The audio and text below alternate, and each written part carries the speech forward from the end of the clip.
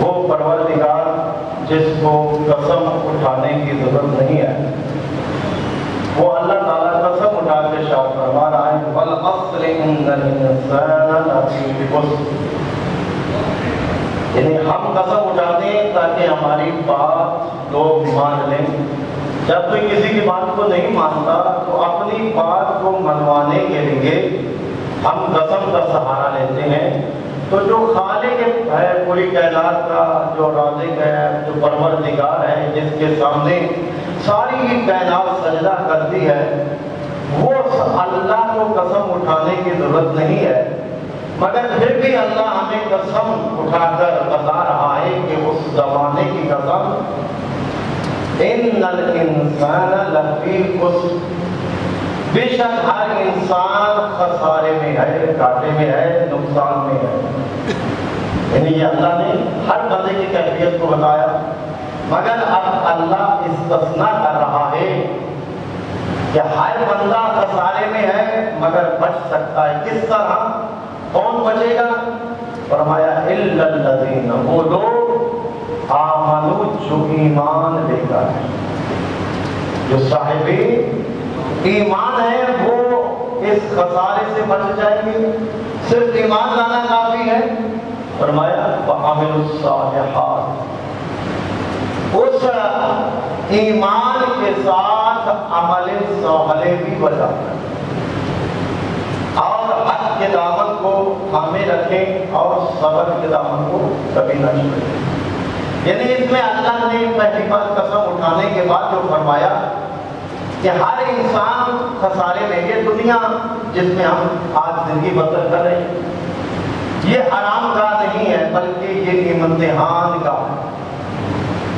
اگر ہم اس میں سکون تلاش کریں تو سب سے زیادہ سکون تو ان کو ملنا چاہیے جنہیں اللہ نے خود نبی بنا کے بھیجا، رسول بنا کے بھیجا، وصی بنا کے بھیجے، آل محمد کو بھیجا، ان کو منتخب کیا، نبیوں کو بھیجا۔ کیا ہر نبی یہاں پہ آئے اور پرسکون زندگی گزارنے کے بعد وہ چلے گئے؟ نہیں۔ آپ تاریخ پڑھیں کہ اللہ نے ہر نبی کا امتحان دیا۔ جناب ابراہیم علیہ السلام کے امتحان آپ نے سنے ہوئے بھی ہیں اور آپ پڑھتے بھی ہیں کہ اللہ نے جناب ابراہیم علیہ السلام کو عہدہ امامت کب عطا کیا؟ جب پہلے امتحان لیا اور وہ امتحان میں کامیاب ہوئے تو اللہ نے کیا فرمایا کہ اے میرا ابراہیم، جب آپ امتحان میں کامیاب ہو گئے تو ہم آپ کو لوگوں کا امام بنا رہے ہیں۔ حضرت ابراہیم علیہ السلام امتحان میں کامیاب ہونے کے بعد حضرت یوسف علیہ السلام کا امتحان کہ اپنے باپ کو آتے ہوئے سواری پہ دیکھا اور حق کیا بنتا تھا کہ باپ جیسے حالت ہے یہ فوراً زمین پہ ان کے سامنے اتنی تیزی سے دوڑتے کہ باپ کے وہ سواری پہ ہوتے یہ نیچے ہوتے، لیکن وہ معصوم ہے، وہ غلطی تو نہیں کر رہے، وہ تو نبی ہے۔ مگر اللہ ہمیں بتا رہا ہے ایک سیکنڈ جو حضرت یوسف بعد میں اترے اور حضرت ان کے باپ جو ہیں وہ پہلے اترے۔ جب باپ کے احترام میں کہا کہ پروردگار کی آواز آئی اے یوسف اس ایک لمحے کے لیے، اب یہ نافرمانی بھی ہم نہیں کہہ سکتے، احترام تھا باپ کا ایک لمحہ جو آپ آباد میں اترے ہیں، اللہ نے آپ کی نسل سے نبوت کو ختم کر دیا۔ یعنی ایک لمحہ کے لیے حضرت یونس کو لے لیں کہ مچھلی وہاں پہ جا کے حضرت یونس علیہ السلام جو ہے وہ تبلیغ کرتے، لوگ نہیں مانے، ہم ایمان نہیں لے آئیں گے۔ حضرت یونس کی بات کو جب نہ مانا گیا تو آپ نے کیا فرمایا؟ میں بستی کو چھوڑ دو، پروردگار کو عذاب نہ دو۔ اب جیسے یہ وہاں سے چلے پیچھے سے آواز، وہ لوگوں نے حقیقی توبہ کر لی۔ جیسے ہی حقیقی توبہ کی اللہ نے ان کی توبہ کو مان لیا اور ایک بہت بڑا ان میں عابد آ گیا، اس نے ان کو کہا کہ اگر حضرت یونس علیہ السلام یہاں سے چلے گئے تو آپ کو کیا ہے اللہ تعالیٰ عذاب میں مبتلا کر دے، جلدی سے توبہ کرو اور بچ جاؤ اللہ کے عذاب سے۔ اب انہوں انہوں نے توبہ کر لی، وہ بلاتے رہے، اللہ کا نبی چلا گیا۔ جیسے سمندر کے کنارے پہ پہنچا، مچھلی کا منہ کھلا ہوا تھا، حضرت یونس علیہ السلام مچھلی میں چلے گئے، 40 دن مچھلی کے منہ میں رہے، اور اس کے بعد یہ ذکر کرتے رہے کہ پروردگار میں نے جو کیا وہ میرے سے غلطی ہے، اور وہ ذکر آپ پڑھتے بھی۔ اللہ نے قرآن میں اس ذکر کو نازل فرمایا، لا الہ الا انت سبحانک انی کنت من الظالمین۔ آج جب توبہ قبول 40 دن کے بعد باہر آئے، اور آنے کے بعد مچھلی نے باہر نکالا ایک جگہ پہ سمندر کے کنارے پہ، وہاں پہ ان کو نکال دیا۔ اب جیسے حضرت یونس علیہ السلام باہر آئے، اور وہاں پہ نہ کوئی پانی کا نشان نہیں تھا، کوئی درخت بھی نہیں تھا، آپ وہاں پہ لیٹے پانی بھی آ جائے، اور ایک درخت کو آپ نے پانی دینا شروع کیا، جب وہ اتنا بڑا درخت بن گیا، اور حضرت یونس علیہ السلام اس کے نیچے رہتے ہیں، اور جیسے ہی درخت اتنا تناور بہت بڑا درخت بن گیا، پھلدار درخت بن گیا، اب اس کے پھل بھی کھاتے تھے، رہتے بھی تھے، اللہ کی طرف سے آواز آئی ہے حضرت یونس اس درخت کو گرا دو، اس کو کاٹ دو۔ اب وہ کہنے لگے کہ اس درخت کو میں کیسے کاٹوں؟ کہا پروردگار کی طرف سے آواز آئی، یہ تو اتنا بڑا درخت ہے، ابھی میں نے خود اس کو لگایا ہے، پانی میں خود دیتا ہوں، اور میں چاہتا ہوں کہ لوگ اس کے نیچے بیٹھیں گے، وہ بھی اس کے پھل سے فائدہ اٹھائیں گے، تاکہ میرا دل نہیں چاہ رہا کہ میں اس درخت کو کاٹوں، کیونکہ یہ میں نے خود لگایا ہے۔ آواز قدرت آئی ہے، میرا یونس نبی، جو ایک درخت تو نے لگایا اور اس سے تجھے اتنی محبت ہوگی کہ تو اسے نہیں کاٹ رہا، تو اتنی بڑی کائنات کو میں نے خود پیدا کیا تھا، انہیں عذاب میں کیسے دے دیتا؟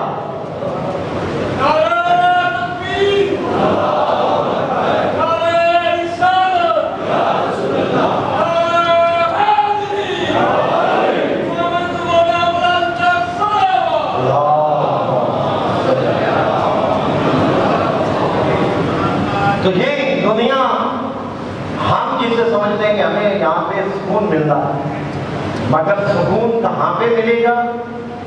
جب آپ سجدے میں آئیں گے، سر سجدے میں ہوگا، اور 14 کا واسطہ دے کر اس پروردگار سے مانگیں گے، تو پھر آپ کو وہ سکون ملے گا جو آپ کو کہیں نہیں ملے۔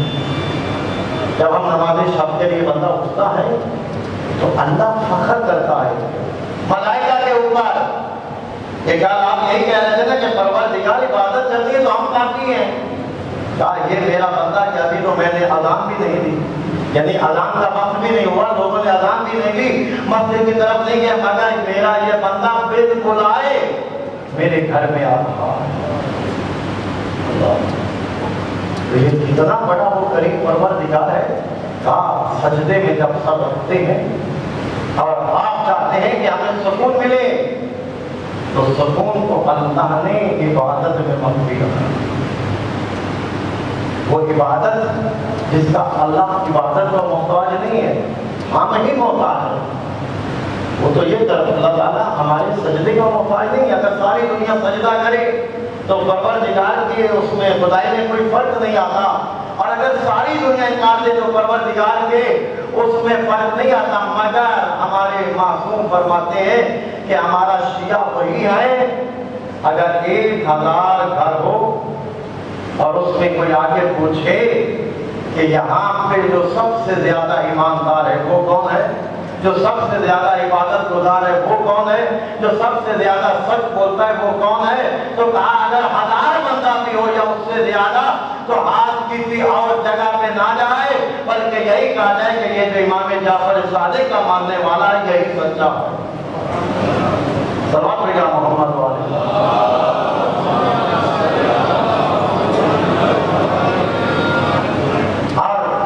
پیغمبر اسلام کی یہ مشہور حدیث ہے، یا علی حبک کا ایمان و تقویٰ، یا علی تیری محبت کا نام ایمان بھی ہے اور تقویٰ بھی ہے، اور محبت ایک ہے، علی علیہ السلام کی محبت ایک ہے جو ایمان بھی بن رہی ہے اور تقویٰ بھی ہے۔ اب آپ پوچھیں گے کہ یہ فرق کیسے آ گیا؟ سوچنے کی بات ہے نا، تقوی کے لیے اللہ کو کیا فرما رہا ہے؟ اتقوا اللہ، تقوی اختیار۔ اللہ بار بار قرآن میں فرما رہا ہے کہ متقی بن جاؤ، پرہیزگار بن جاؤ، یعنی تقوی کا معنی کیا ہے؟ حلال کرو حرام نہ کرو، یہ مختصر کا معنی ہے کہ اللہ کا عبد بن جاؤ۔ جس طرح عبادت کرنے کا حق ہے ویسے بندہ عبادت کرے اسے متقی کہتے ہیں، جو ہر چیز کا خیال رکھے، جو ہر کام کرنے سے پہلے یہ سوچتا ہے کہ آیا اس کا میرے لیے استعمال کرنا حلال ہے یا نہیں، اس کا کھانا میرے لیے جائز ہے کہ نہیں، اسے کہتے ہیں تقویٰ۔ اور مولا کائنات کے بارے میں پیغمبر اسلام نے فرمایا کہ علی تیری ایمان، تیری محبت کا نام ایمان بھی ہے اور تقویٰ بھی ہے۔ جب پوچھا گیا کہ مولا یہ کیسے، تو آواز آئی اگر علی کی محبت دل میں آ جائے تو یہ ایمان ہے، اور اگر تمہارے عمل و کردار میں آ جائے تو یہ تقویٰ ہے۔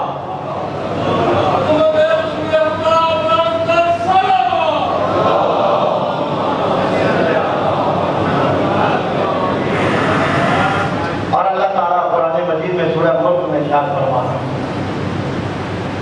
تبارک الذی بیدہ الملک وہو علی کل شیء قدیر الذی خلق الموت والحیات۔ اللہ تعالیٰ جو ہر شے پر قادر ہے وہ فرما رہا ہے کہ میں نے موت اور حیات یعنی دنیا میں انسان کو کیوں بھیجا، خلق کیوں کیا، لِیَبْلُوَکُمْ تاکہ میں تمہاری آزمائش کروں۔ اب آزمائش کس بات میں؟ انسان کی ہر عمل کی آزمائش ہے۔ جہاں پہ ہم رہتے ہیں، بہن بھائی ساتھ رہتے ہیں، گھر میں آزمائش ہے، بازار میں جاتے ہیں تو وہاں پہ آزمائش ہے، رشتہ داروں میں رہتے ہیں تو وہاں پہ آزمائش ہے۔ یعنی کوئی لمحہ ایسا نہیں ہے کہ ہم آزمائش سے بچ جائیں، اور صرف وہ جو لوگ دنیا سے چلے گئے ان کے لیے آزمائش ہے۔ ہر بندے کے لیے ہر مقام پہ آزمائش ہے، اور جتنی آزمائش زیادہ ہوگی اجر بھی اتنا زیادہ ہوگا۔ ایسے نبیوں کے امتحان ہوئے، اور حضرت ابراہیم علیہ السلام کا سب سے زیادہ امتحان، اللہ نے سب سے زیادہ مقام عطا فرمایا۔ حضرت نوح علیہ السلام کو دیکھیے کہ حضرت نوح علیہ السلام صبح جاتے ہیں، تبلیغ کے لیے نکلتے ہیں، اور لوگ لوحان کرتے ہیں، یہ کیا ہمارے پاس آ جاتے ہیں، ہر وقت ہمیں یہی کہتے ہیں کہ بتوں کو چھوڑ دو، جس اللہ کی میں عبادت کرتا ہوں اس کی عبادت کرو۔ ایسے ہے بھئی تبلیغ کرنے کا ان کا مقام تو یہی تھا، مگر آج کی تبلیغ میں فرق ہے کہ لوگ جمع ہو جاتے ہیں، وہاں پہ لوگ جمع نہیں ہوتے، دور دور دراز میں رہتے تھے، مگر کیا فرمایا کہ جاؤ تبلیغ کرو، اور لوگ لوحان کرتے تھے۔ جب لوگ لوحان ہو جاتے، زخمی ہو جاتے تو واپس آتے اور اللہ کی عبادت کرتے، سر سجدے میں رکھتے۔ اور یہ ہمارا وہ نبی ہے جس نے اپنا گھر بھی نہیں بنایا، اور سب سے عمر ان کی زیادہ، یعنی 950 سال تبلیغ ہے، اور ایک روایت ہے کہ 2500 سال ان کی عمر مبارک ہے۔ اب اتنی زندگی میں انہوں نے اپنا گھر نہیں بنایا۔ جب ملک الموت آیا اور اس نے حضرت نوح علیہ السلام کی روح قبض کرنے کے لیے قریب پہنچا، اور جب کیسے آیا، حضرت نوح علیہ السلام نے فرمایا کیا میرے لیے اتنی مہلت ہے کہ میں دھوپ سے سائے میں چلا جاؤں؟ آپ جا سکتے ہیں۔ آپ جب دھوپ سے سائے میں گئے، ہمارے سے تو ملک الموت نہیں پوچھتا تھا، وہ تو نبی۔ اب جب وہاں پہنچے تو کہا اتنا سا سفر کیا یہاں سے لے کے یہاں تک۔ اب یہ حضرت نوح علیہ السلام سے ملک الموت نے پوچھا کہ آپ نے اتنی زندگی گزاری ہے، اس زندگی کو کیسے پایا؟ کہا ایسے ہی ہے جیسے میں دھوپ سے سائے میں آتا۔ اور اس کے بعد کہا کہ آپ نے اپنی پوری زندگی میں اپنا گھر نہیں بنایا، اتنی زندگی میں آپ نے اپنا بولے گھر نہیں بنایا۔ کیوں نہیں بنایا؟ آپ تو اتنی لمبی زندگی بسر کری، آپ ایک ایسی جگہ پہ رہتے تھے جہاں پہ آدھی آپ کا حصہ جسم کا باہر ہوتا تھا، آدھا اندر ہوتا تھا۔ تو حضرت نوح علیہ السلام نے جب یہ سوال کیا تو ملک الموت نے جواب دیا جو ہے اتنی زندگی میں آپ نے اپنا گھر کیوں نہیں بنایا؟ تو اس ملک الموت کے سوال کے جواب میں حضرت نوح علیہ السلام نے فرمایا صرف تیری انتظار۔ یہ موت اللہ نے اپنے اختیار میں رکھی ہے، صرف تیری انتظار میں کہ تو آج آ جائے گا، کل آ جائے گا، اور انتظار کرتا کرتا میں تو یہاں تک तक पहुंच गया। अल्लाह अकबर, कहा मैं हकीकी आपका इंतजार कर रहा था, क्योंकि आपने आना तो है। और इतना देखिए, आज हम कितने घर बनाते हैं, और वो घर जहाँ पे इंसान जिंदगी बसर करता है, वहाँ भी यही होना चाहिए कि हमारा कोई इमाम हुसैन अलैहिस्सलाम का जिक्र होना, वहाँ पे जिक्र कुरान होना, ये नमाजों का जिक्र होना, तभी वो घर बनेगा। फिर वो घर कहाँ रहता है? इमाम हुसैन की इमाम बारगाह बन जाती है। सल्लल्लाहु अलैहि मोहम्मद वाले मोहम्मद।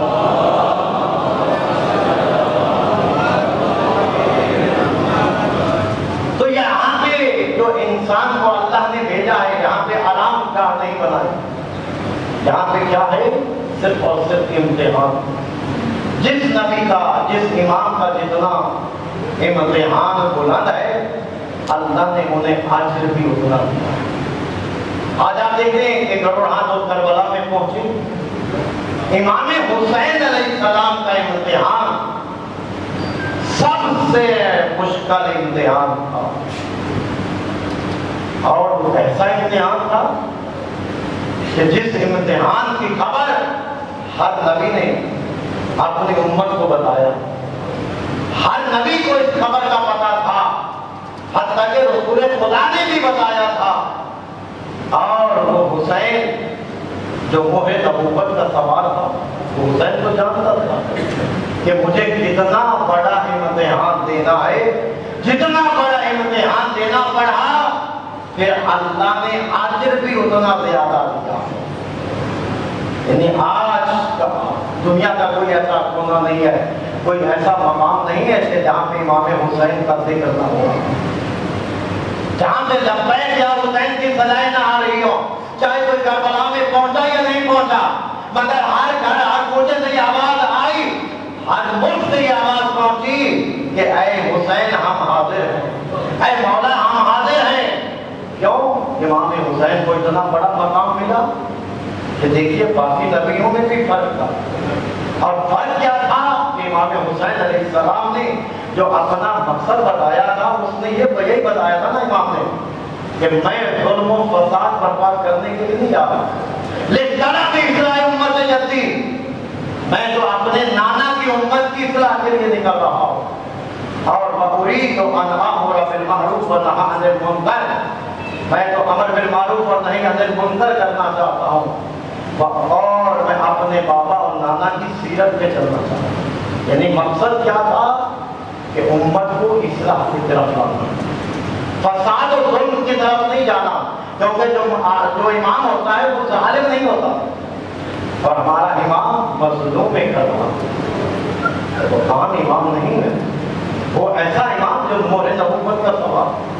और जब पैगंबर इस्लाम मैदान मुबाहला में गए तो इमाम हसन को भी लिया, इमाम हुसैन को भी लिया, और जनाब अली को भी लिया, और जनाब ज़हरा को भी लिया। हालांकि वहां पे क्या करना था? मुबाहला करना था ना, लानत करनी थी कि जो झूठा उसके ऊपर अल्लाह की लानत हो।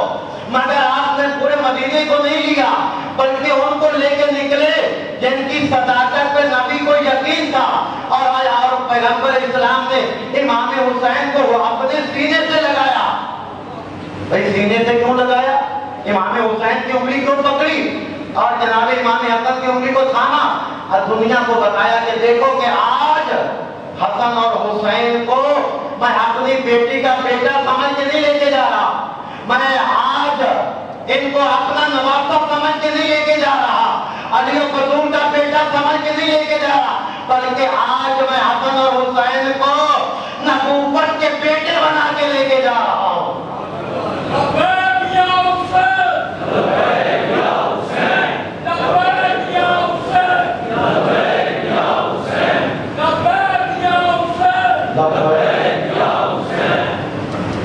अगर उनको अकेले इमाम हसन और इमाम हुसैन अगर माँ बाप ही साथ जा रहे तो वो उठा लेते, तो आज के मौलिक ने ये लिखना था, क्योंकि वो माँ बाप चाह रहे थे, वो बच्चे थे इसलिए साथ चले गए।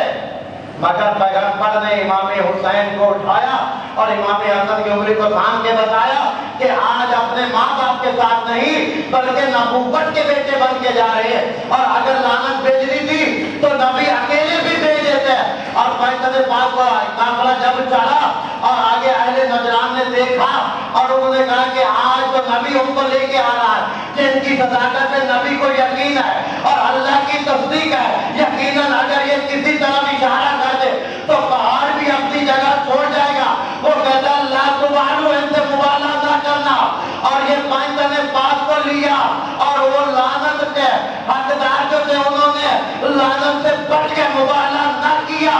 توجہ چاہتا ہوں سمجھ محترم کہ نبی اکیلے چاہتے لعنت بے بھی بھیج دیتے، مگر آج کا مفتی، آج کا مولوی یہ کہتا کہ لعنت و حقدار فقط وہی ہے جو نبی کے مقابلے میں آئے، مگر نبی نہیں آئے۔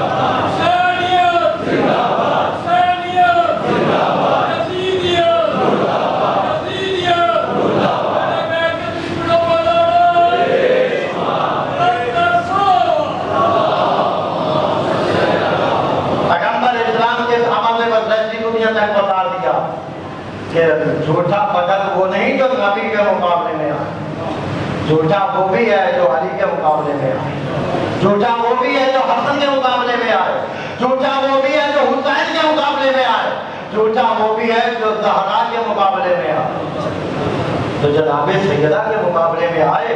اور آج دنیا یہ چاہتی ہے کہ ہم ایسا بل منظور کرائیں تاکہ ہم اس عمل کو روک سکیں، اس مجلس کو روکا جائے، مگر یہ مجلسیں تمہارے رکنے سے نہیں رکیں گی۔ ارے تم سے تو ایک خانہ کعبہ کا نشان نہیں مٹ سکا، جنہوں نے بیت اللہ کے تم آل محمد کو بھی کیا مٹاؤ گے، تم حسین کو کیا مٹاؤ گے؟ بنی امیہ آئی اور ختم ہو گئی، بنی عباس آئی اور خود ختم ہو گئی، لیکن حسین کل بھی زندہ باد تھا، آج بھی زندہ باد۔